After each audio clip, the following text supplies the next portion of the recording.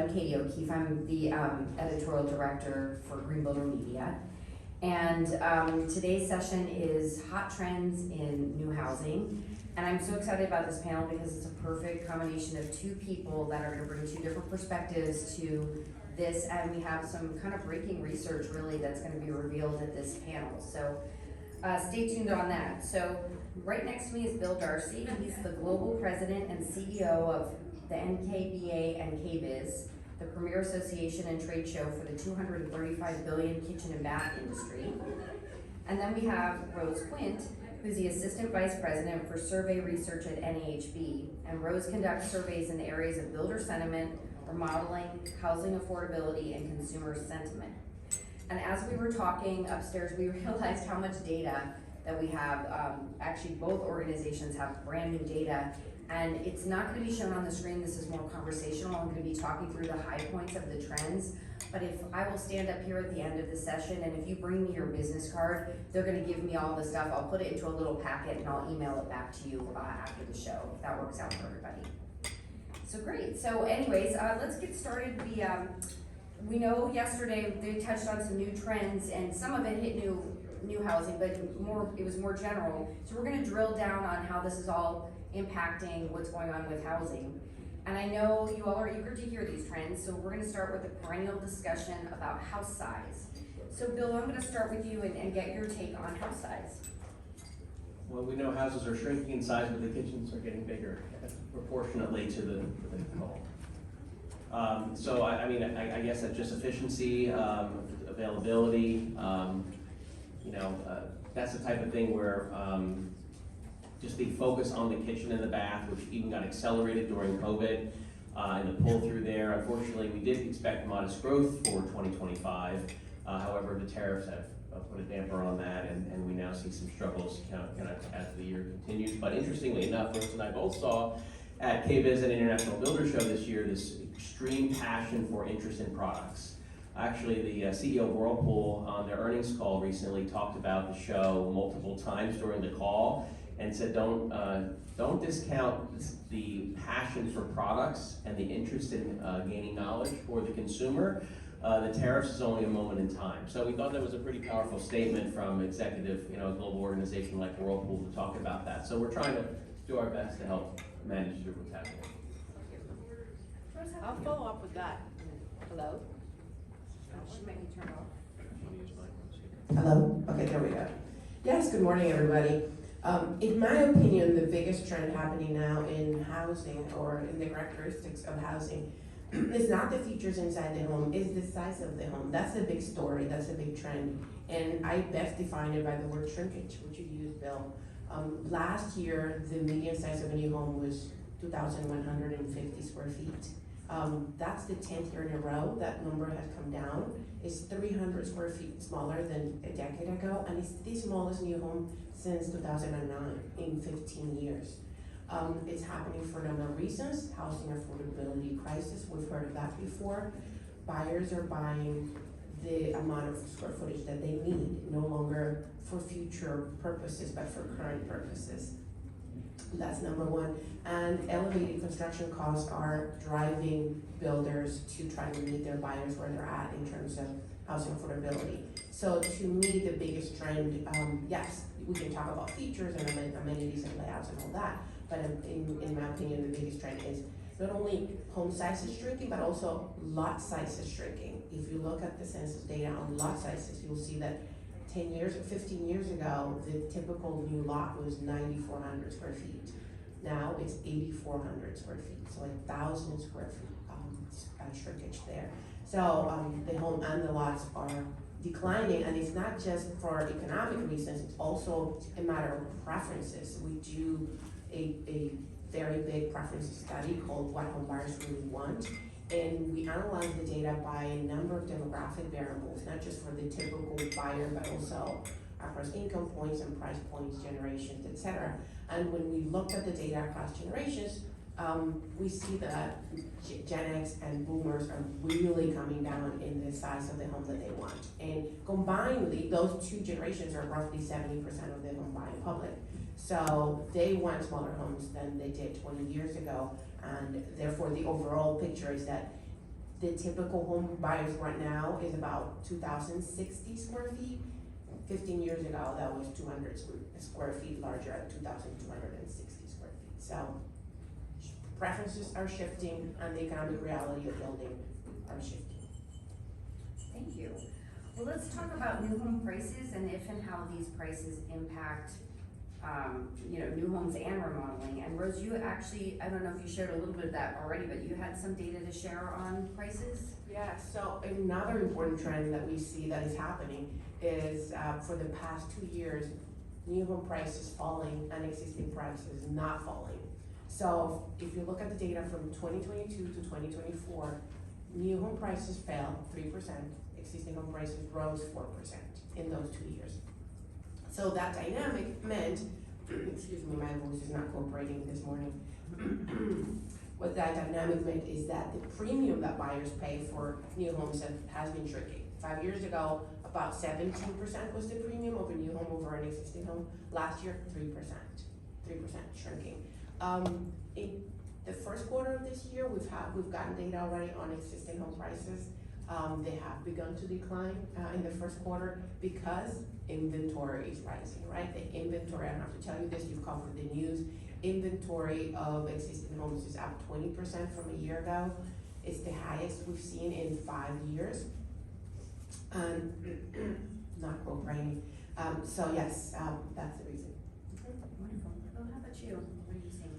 I mean, as Rose talked about, I think we're seeing the shift towards, for the first time in a while, remodeling spending, K&B spending will exceed new construction spending, and we don't see that slowing down anytime soon. And this limited availability of homes, mortgage rates, all those things are driving more remodeling spending. Despite the dynamics currently with rising costs of both labor and materials, we're still seeing the shift in more investment in remodeling over new construction spending, somewhat for obvious reasons. Yeah. And if I may add, we do expect remodeling expenditures to continue rising about 1%. So not great, but not negative. Yeah, I mean, the home equity, the low interest rates, and availability of homes is all driving that consumer to invest. And we're seeing obviously the two rooms that they're investing most in are the kitchen and the bath, where they can have the most impact on their lives daily, where they can see the most return if they do sell their home at some point. Again, despite the current dynamics, we see really what we're calling the golden age of remodeling. And that's because all these factors are influencing, and even ultimately where the great wealth transfer, where the boomers will transfer that wealth to the millennials who didn't have a lot of money. They were buried in debt. They're going to be out of debt very soon, and where they're going to spend most of those dollars is in the home and on the kitchen and the bath. Excellent. So we talked about lot and house size preferences and the realities of it, as well as what's happening with home prices and the impact on remodeling in general. So we're going to drill down on some specific consumer preferences. And we're going to start with the two most popular rooms in the house, the kitchens and the baths. So Bill, do you want to talk a little bit about, you talked about, well, we could even talk about the tariffs at this point if you want to start there and get that conversation out, and then we can talk, about more fun consumer preferences. Yeah, obviously for all of us, we've been paying attention to this and the unpredictability of what they will be and what they will cost and what country they're sourcing from. Of course, for metal products coming from China, that has had a great influence on those costs.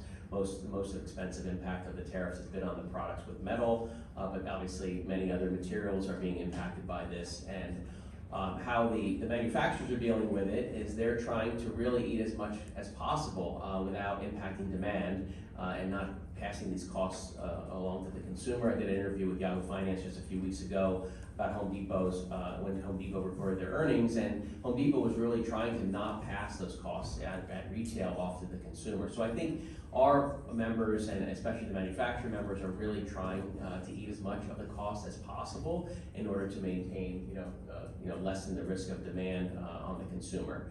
But it's hard to predict. Things are changing so rapidly. I know that obviously the lumber more for the home builders and for remodeling is having a big impact, and the costs are continuing to rise on lumber and the cost per home there. So I think the materials, it's really dependent upon what material it is and what decisions the consumer will make to navigate their costs. Excellent. Rose, you might wanna pop Yeah. that one statistic in you were telling us this morning. Lots to talk about here. Yeah. So in terms of lumber, it's 15% higher than it was a year ago, its price. And right now, it's, the tariff on lumber from Canada is 14.5%, but in September, if nothing else happens, this was just on the books, it will happen 34.5%. It will more than double in September, so builders are bracing for the impact of that effect, and also the 50% tariff on steel and aluminum prices that will come in through appliances as well. Now it will apply to appliances as well, already built appliances. According to one of our recent surveys, we do a monthly survey of single family builders. I'm sure you're aware of it, the NHB Wells Fargo Housing Market Index.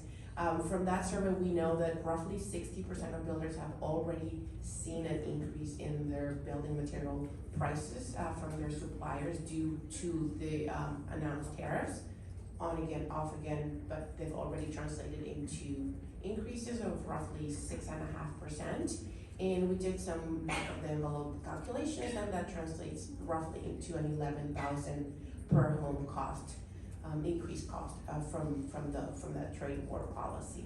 So builders are bracing for impact, and which is why their sentiment, how they feel about the market, which is the HMI, the Housing Market Index, is it 10 o'clock? It's not 10 o'clock yet, right? It comes out at 10. So Very last soon. month it was 34.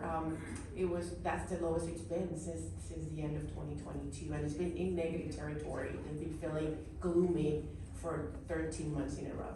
However, more remodeling, in remodeling, more of the products are sourced domestically. So we see again pointing towards that investment in remodeling spending because of what you're hearing.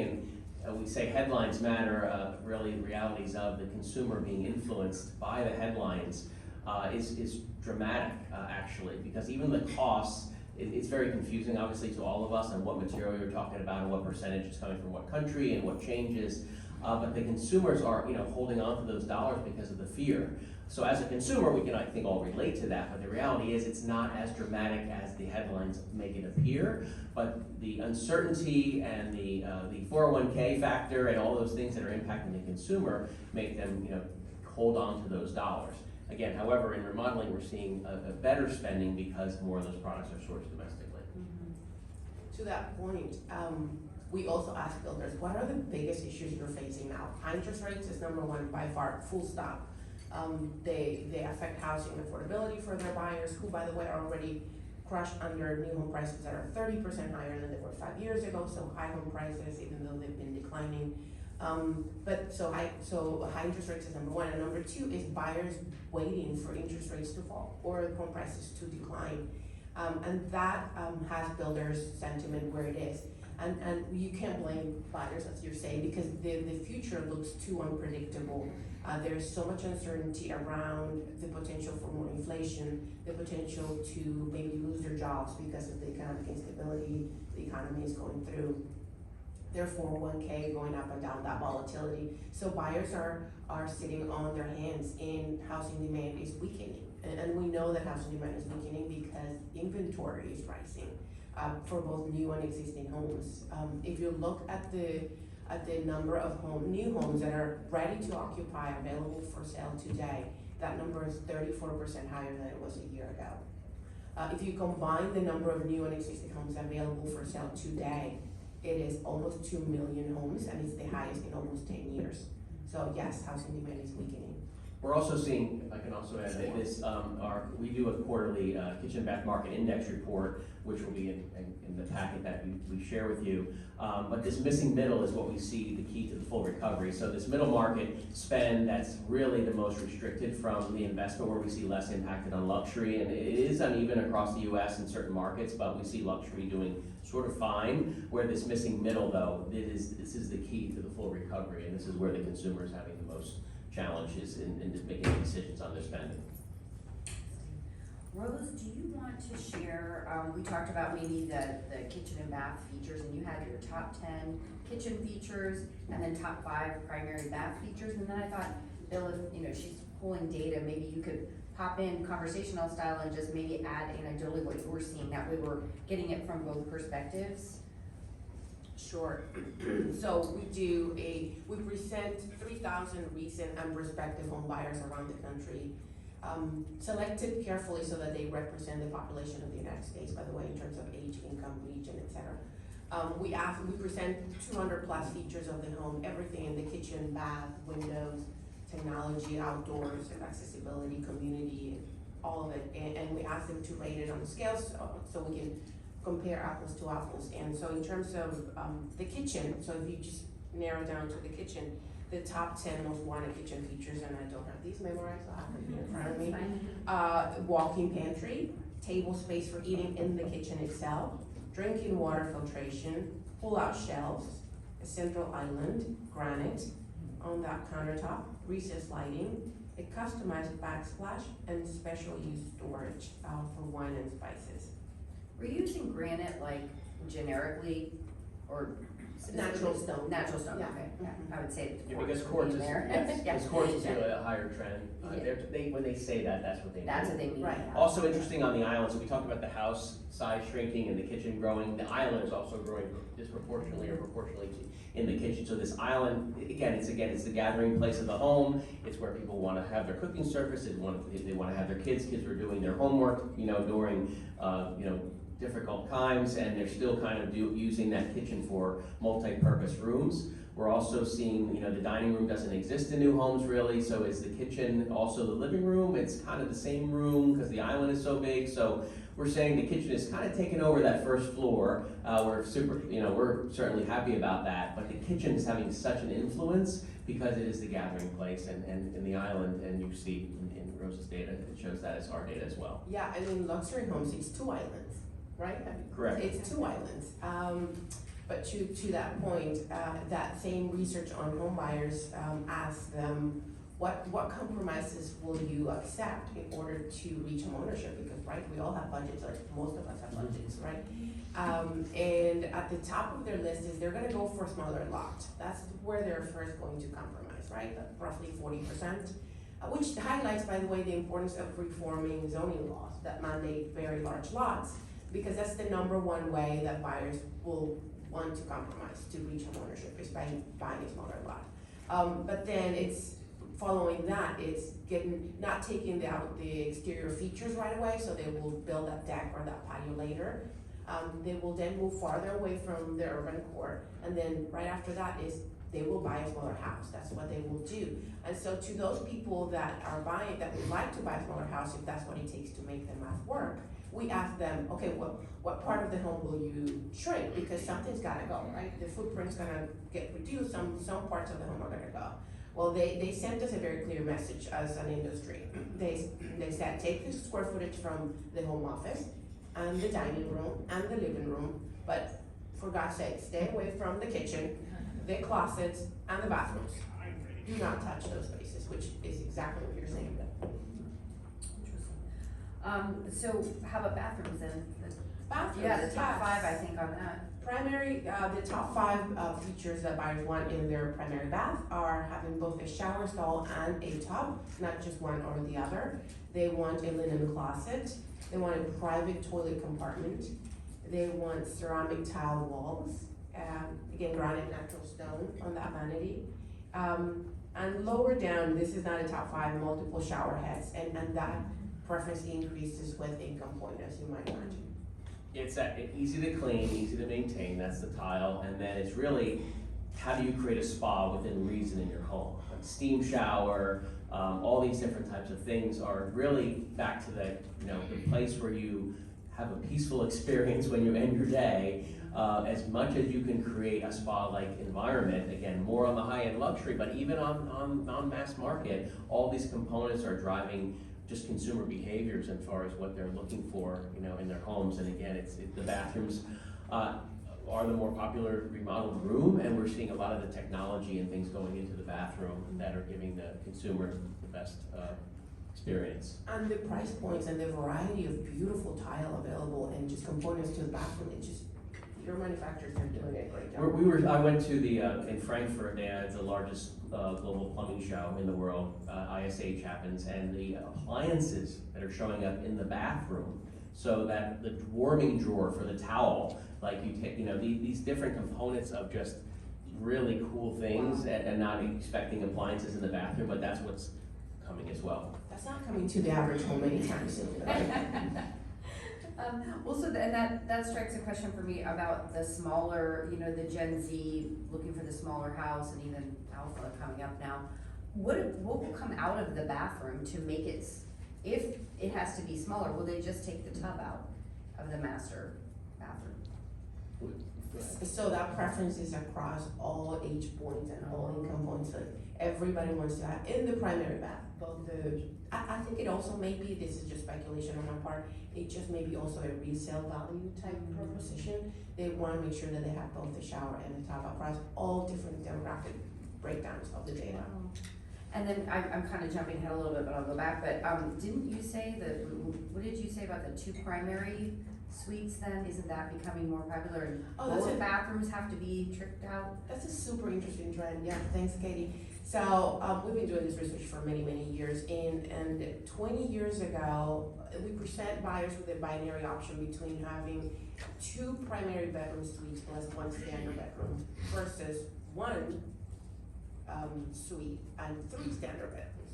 And so 20 years ago, 75% of buyers said they would prefer the 1 primary bedroom suite plus the 3 versus 25 who wanted the 2 primary bedroom suites. Fast forward to now, it's completely reversed, and now a majority, 55%, prefer the 2 bedroom suite option versus the 1 bedroom suite option. So yes, they want larger bedrooms, 2 of them instead of just 1, even if they get 1 fewer bedroom overall. And this has a lot to do with perhaps family, multi-generational housing is happening a lot, that's increasing over time, and kids coming back home because they can't afford to buy a home at the moment.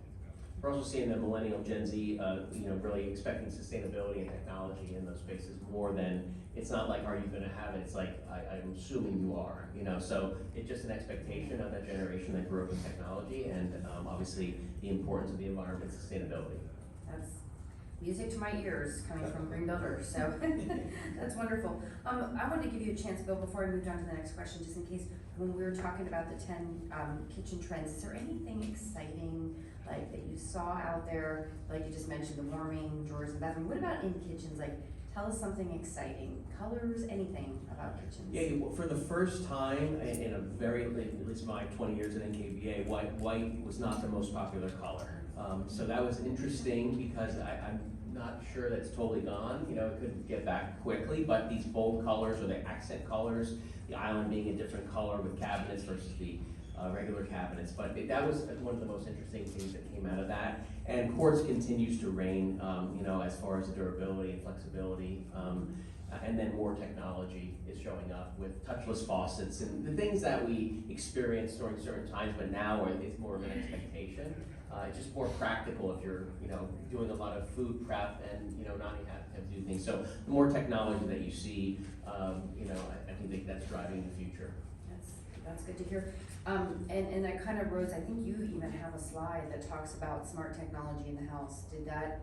Does that resonate with you? Because I know that, you know, we tried to put whole house smart tech on people about 10 years ago and got it thrown back in our faces in many cases because it was difficult or they didn't want to use it. But what are you actually seeing that they want? Okay, yeah, that's a great question, Katie. So before I tell you what they are, I'll tell you why buyers want them. Buyers want these and we put a lot of technology features in front of them.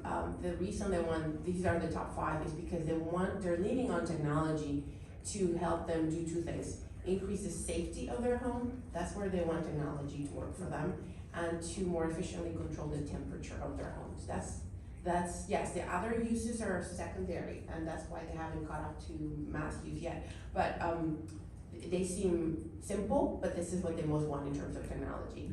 Security cameras, home security system, whether wired or wireless, a smart thermostat, a multi-zone HVAC system, and a video doorbell. Out of a list of maybe 40 technology features, right? This is what they most want.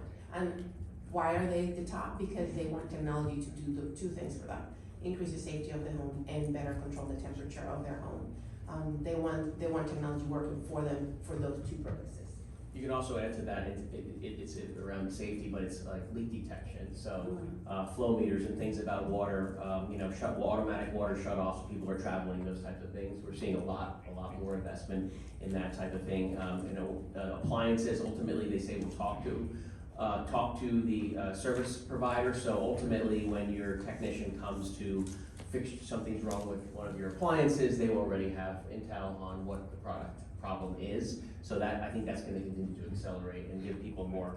I think the practical side of technology is much more of the demand, as Rose was saying, that we're seeing. There's a lot of cool things that technology can do, but the consumer's not really willing to invest in that yet. They wanna see more practical investment, like what can it really help me with, as Rose said, and protecting your home and securing your home are the two top things.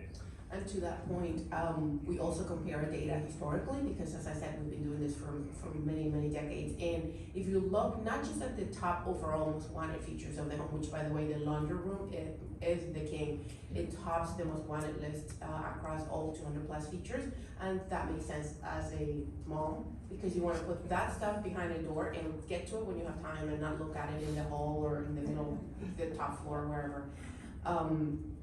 So beyond the most wanted features, the ones that have seen the most growth in popularity in the last decade are all these technology features that deal with the topics that I just mentioned. That's where the growth in popularity is. Buyers were lukewarm about these features a decade ago, they're really strong on them now. I think you're seeing that with the millennials just being more tech savvy, and we're seeing too, talk to a home buyer about the heat pump water heater 10 years ago.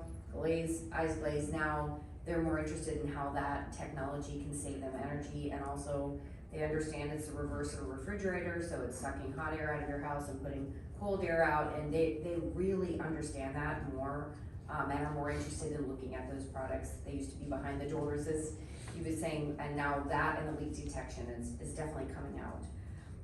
So let's move to the other great space everyone loves to look at pictures of, at least I do, is outdoor living and the indoor-outdoor spaces in new homes. So do you all, maybe Bill, do you want to talk about how that's going with products especially? It's been growing, but we actually saw a huge acceleration of that during COVID when people, couldn't go to the restaurant, but they wanted to be able to be outside as much as possible. So yes, I think we've seen at KBIS a lot of growth in outdoor grilling and all customization of kitchens, really very sophisticated kitchens outside the home.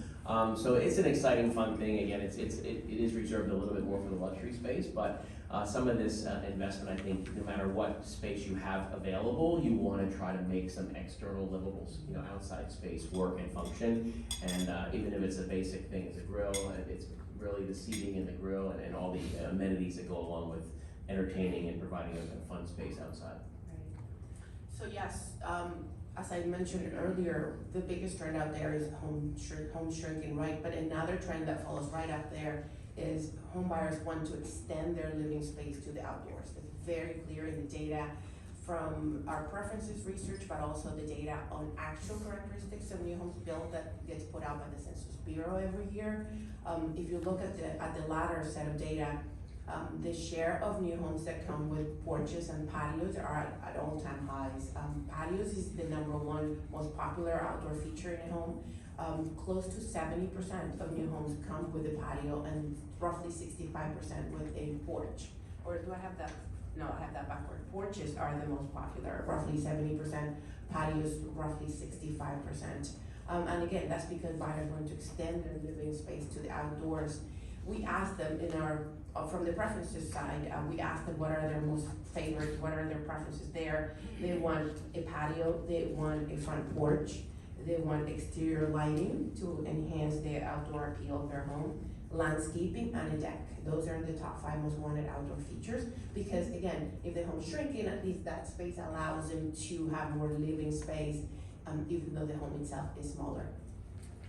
And we even saw yesterday in one of the projects that was presented, they had cottages, I think they were less than 1,000 square feet. They didn't even have a space. So everything created in the community was created to have the fire pits and the places and the barbecue grills and the big dog parks, because they don't even have a yard, and one project had no garages at all. So very interesting things were coming out of some of the big California, I think those were California and Texas projects. So yeah. Yeah, that's really cool. So you talked about, a kind of like just home-related trends, Rose, that you were talking about, like growing in popularity and then new features this year. Can you talk a little bit about those and then Phil? So I talked about the technology features growing the most in popularity, right? The video doorbell, the security cameras, the multi-zone HVAC system, the smart thermostat. Also in there, a charging station for electric vehicles. It's also on that top 10 list of seeing the most growth in popularity over the last decade. In terms of new features, and this is probably the remnant of COVID, a drop zone where they can drop their stuff, and back in those days our masks and all the stuff we used to wear, that's become very popular. One that did not, we thought it would become popular but didn't, was a delivery vestibule. We thought that people would want a little space where UPS or Amazon could drop their package and not see the person, and the builders would come to add that vestibule. Did not, it hasn't run high since COVID, so that's not gonna happen in the homes, not in the average home. Quartz is also coming up quite importantly, a lighting control system. People want to control the mood of their homes through a lighting control system. We also see that popping up in preferences. And it doesn't make it to the top most wanted, but we do see it increasing in popularity among certain groups. Prefabricated components also, especially for the young generations, they're more open to, it has appealed to them, just like glass walls as well. Glass walls appeal to Gen Xers and millennials, not so much to boomers and Gen Zers and millennials, not so much to Gen Z or Gen Xers and boomers. Glass walls and pickleball courts, the same. Prefabricated components, same story. Yeah, the interesting on the glass walls and also the colors is more earth tone. So it's you're trying to create this outdoor space, but they're also trying to make the inside sort of like the outside too, right? A lot of natural light, trying to bring that into the home, and the colors like nature. It's all really about outside, and you're seeing the inside and outside trend happening. Yes, and you're gonna see the earth tones that you talk about are gonna replace that gray that you pretty much can see whenever you flip through real estate listings. The gray, all of that gray does not work as well looking out into an outdoor space as the earth tones, and they are coming right back. Honey, all of that is coming right back around again, which is great. So wonderful. So how about predictions? Do you all have anything that you want to add? You may have already said what you were thinking, but is there something you could add? I think we have a lot of foundational strength. I think you have, again, high home equity, you have this wealth transfer, you have essentially mostly low interest rates for current homeowners. There's a lot of foundational, the remodeling, prime remodeling years, like 25 million homes in prime remodeling years. So the pent-up demand continues to get kind of kicked down the road, but it's still there. So I think despite our current assessment of the dynamics of the economy and the tariffs and everything else that's going on, you have people interested in improving their lives with their home. So I think we see, especially in residential remodeling, in K&B, and just even in whole home, a lot of investment coming in that home. So it will happen, it might not happen. I think the sluggish sales and things are gonna continue into the summer, and when can we predict the turnaround to happen? We don't know. However, we know it's coming, and I think that gives us confidence in where people will spend their money in their home. I agree. NHB predicts a continued positive trend for remodeling expenditures going forward for the reasons, Bill, that you just mentioned. People have a lot of equity on their hands from an incredible run-up in home prices. Existing prices are 50% higher today than they were in 2019. 50% higher nationally, that is. So people have a lot of equity on their hands, and that bodes well for remodeling. In terms of new construction, earlier this year, at the beginning of the year, we had the forecast for 2025 in the low positive single-digit numbers. Then we switched it to a flat 0%, and about 2 weeks ago, we switched it to a negative 5%, to a 5% drop for 2025. Single-family starts are year-to-date are about 7% lower than they were last year. Single-family apartments are running about 5% lower than they were last year. Builder sentiment is at a low point, 34, as I said a minute ago. and inventory is rising. So all of those signs point to a slowdown in construction. When prices for building materials increase and builders cannot pass those costs down to their buyers, they will slow down, they will lower their output. And so we expect, single family starts to decrease 5% in 2025. And then one last thing, I think you all have probably seen in the news, the discussion of getting rid of Energy Star and some of the other rollbacks of the DOE programs. And one of the things that I thought was interesting speaking with this panel was how much that train has left the station, and that maybe not having Energy Star stickers on things isn't really going to be the negative that we think it is in terms of moving towards sustainability. And I will just say, if those of you who don't know this from the last show, IBS show, is Beazer Homes is now building every single one of their new homes to the DOE net zero energy standard. They're not gonna stop just because that program gets paused or shut down. They're going to be moving forward with it. And what that really grabbed the attention of is the younger people. And they were the ones out looking behind the closets and looking at the different systems in the house, battery backup, solar, the heat pump, water heaters. So I think that what we're gonna see is a lot of the technology that you all referred to on the pretty side of things, touchless faucets and things, are gonna be married also with that moving forward. So hopefully we'll be seeing that in the new homes. And of course, obviously with the market as it is, the new home builders are going to have to are making concessions now. They'll probably be offering some of these options and upgrades as a way to differentiate from other builders. So I think that will be, from the energy standpoint of kitchens and baths, being a big user of those, it's gonna be a big, positive, and hopefully we'll stay on track trend. So I think we've rolled through all of our talking points that came, from our discussions, and we have now about 5 minutes for questions, if we have some from the audience. Right in the back? Rose, Is that you, Dan? when lumber prices have risen in the past, it's sparked interest in alternative materials. Is anything like that going on now? The problem is that over 90% of new homes in this country are built with lumber, and the infrastructure of our subcontractors is built for that. So yes, the short answer is yes. Do I see it taking over lumber anytime soon? No. Another question over here? Yes. I wanted to know about the pressure that many municipalities are putting on building housing, especially affordable housing, and how that might be affecting your numbers in terms of your predictions for housing starts. The question was how municipalities are pushing down. They're putting pressure on, or at least offering or guaranteeing that they will be finding new housing to some, for example, certainly essentially metropolitan New York. Now, whether the leaders, municipal leaders, will actually see through on those promises is a question. But I was wondering if you're seeing that has been taken into account in your predictions for housing starts. So that's definitely a factor in some localities, but the overall decrease in home size is more structural and it's more foundational. It comes from preferences from buyers and also from the economic reality of home building at the moment. So in some places it's probably having an impact, but I wouldn't call that the driving force behind the decrease in home sizes. No, this doesn't relate to home sizes, but housing starts.